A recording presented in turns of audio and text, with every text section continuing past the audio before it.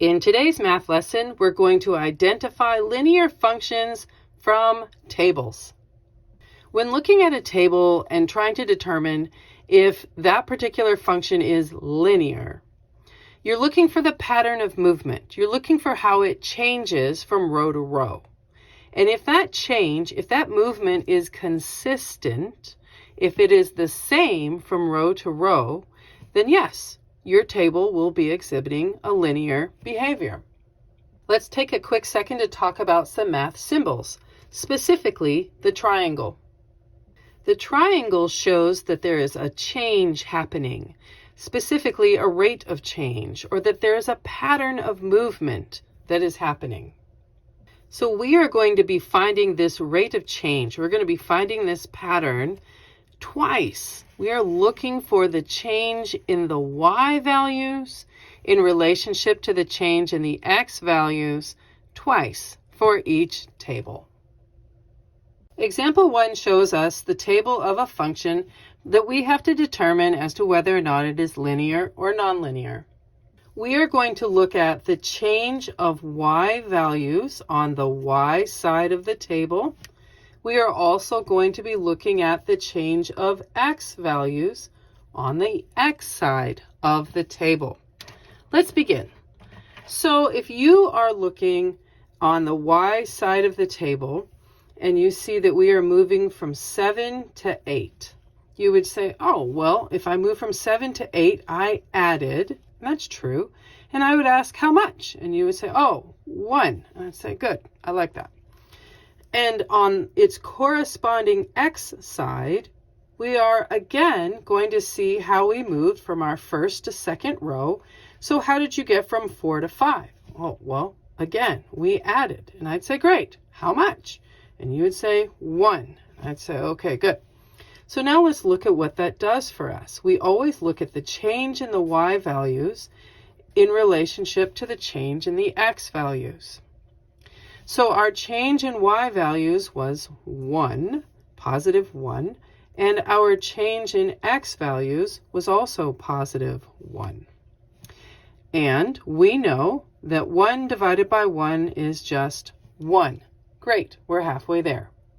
So now we start this process again by looking at seeing what happens from row 2 to row 3. So again, I start on the y side, and I say, okay, what happens when you go from 8 to 14? And you'd say, well, we added. And I'd say, great, how much? You'd say 6. I'd say, good. And on the x side, from the second row to the third row, I would say, hey, so how'd you get from 5 to 6? And you would say, well, again, we added. And I'd say, great, how much? You'd say 1. I'd say, good. So now we're going to compare our change in y values to our change in x values. So our change in the y values was our positive 6, and our change in the x values was 1.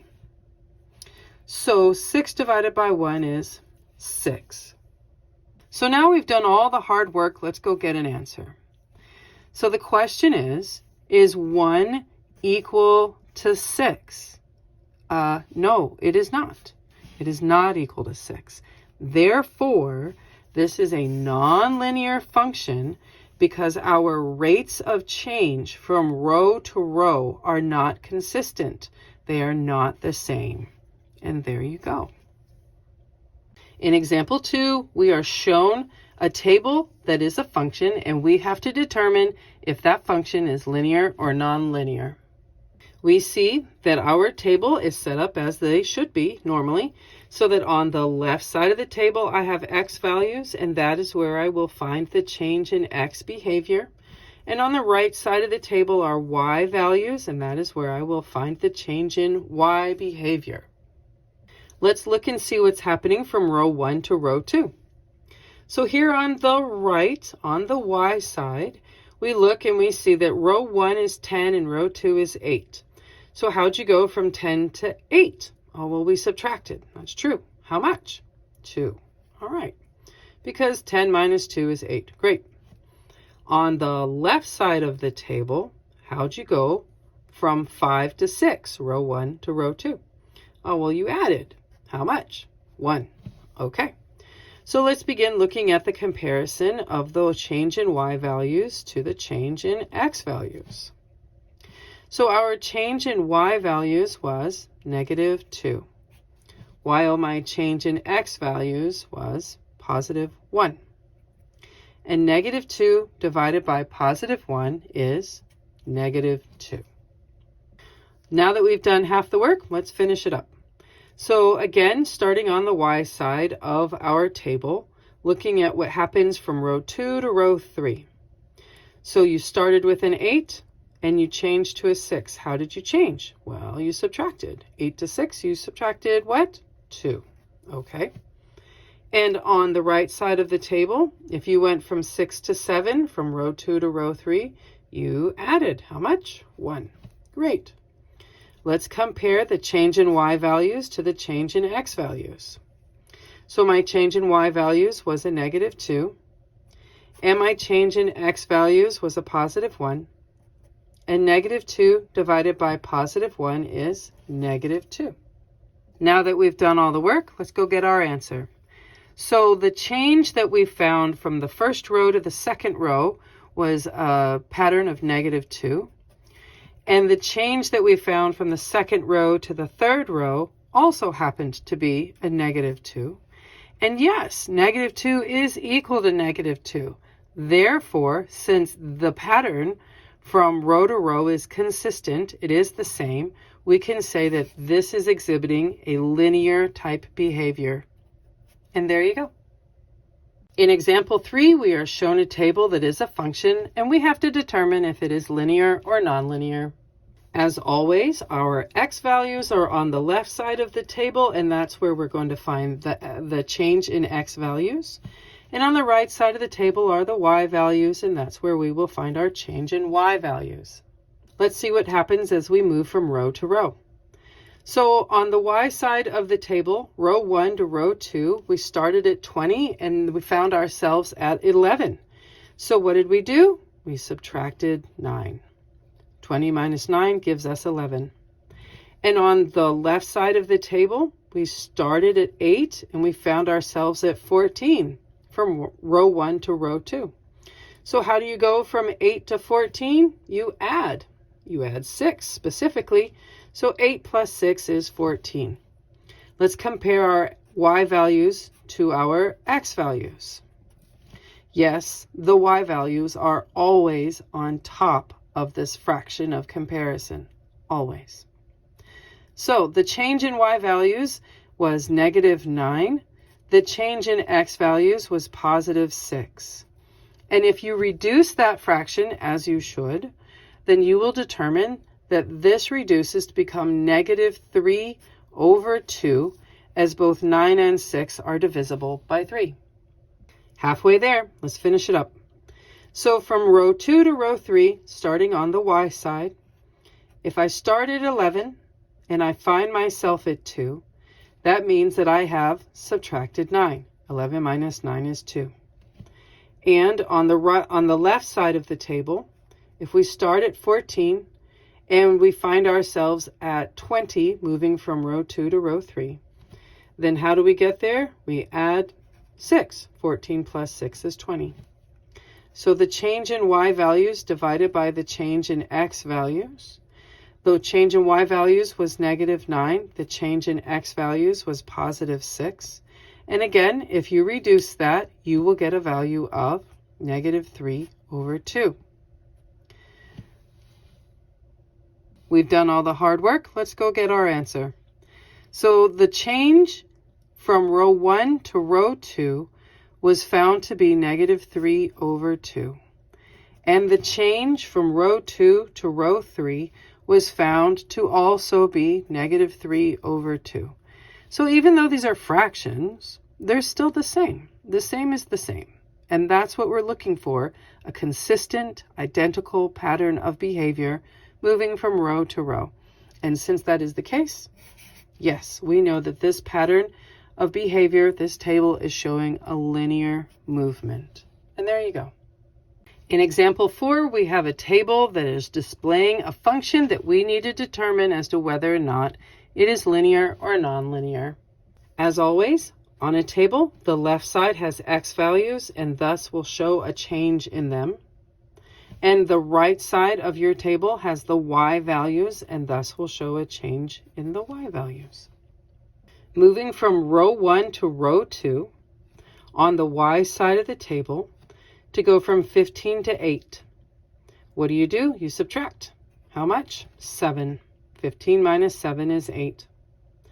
On the left side of the table, to go from row 1 to row 2, if you start at -2 and you move up to +1, then you have added 3. So you may need to use the calculator to help you or a number line to help you, but -2 plus 3 is +1. So now let's find out what this ratio of movement and behavior is. The change in y values was -7. The change in x values was +3. If you try to reduce that, you're not going to go real far, real fast. It does not reduce. So now for the second half of the work. To go from 8 to 6 in row 2 to row 3, we see that you have again subtracted, but this time by 2.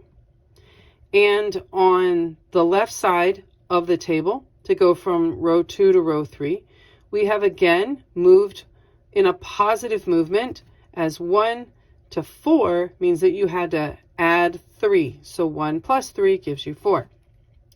Our change in y values versus our change in x values. Our change in y was a -2. Our change in x values was a +3. And again, if you try to reduce this, you're not going to go real far, real fast, as 2/3 does not reduce. Now that we've done all the work, let's get an answer. So we have -7/3 for the movement from the first row to the second row. And we have -2/3 from the movement of the second row to the third row. And you know, and I know, that -7/3 and -2/3 are not equal. So we can determine that this table shows a nonlinear movement from row to row because our slopes, as the case will be, this change is not the same. It is not consistent. And there you go. For our fifth and final example, we have a table that shows a function, and we have to determine whether or not that function is linear or nonlinear. We know that x values and their changes are on the left side of the table, while the y values and their changes are on the right side of the table. To move from row 1 to row 2 on the y side of the table, to move from 8 to 6, you had to subtract 2. And to move from row 1 to row 2 on the left side of the table, to move from 15 to 18, you had to add 3. So the ratio of change from y values and x values shows us that we have -2/3, and that does not reduce. Halfway there. To get from row 2 to row 3 on the y side of the table, you went from 6 to 2. So again, you subtracted, but this time 4. To go from 18 to 19, row 2 to row 3, on the left side of the table with the x's, again you added, but this time 1. So the change in y values in comparison to the change in x values will be -4 compared to a +1. And that does reduce to be a very nice -4. Now that we've done the hard work, let's finish it up and get an answer. So the first ratio that we found was -2/3. The second ratio that we found was -4. And you are smart. You know that -2/3 is not at all equal to -4. Therefore, since the rate of change is not the same, the pattern of movement from row to row is not the same, we have a nonlinear function exhibited in this table. And there you go.